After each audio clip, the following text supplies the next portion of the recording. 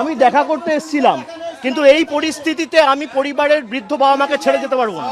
দেখুন, এখানে মিডিয়া রয়েছেন, তাও চাল ভাঙার চেষ্টা, ঘর ভাঙার চেষ্টা, দেওয়াল প্রায় ভেঙে দেয়, জানলা দরজা ভেঙে দেয়। আমরা ভয় পাওয়ার লোক নই। সিপিএম এর 34 বছরের অপশাসনের কাছে তৃণমূলের কর্মীরা মাথা নত করেনি। বিজেপি যদি ভাবে ধমকে চমকে আমরা ঘরে ঢুকে যাব, তারা মূর্খের স্বর্গে বাস করছে।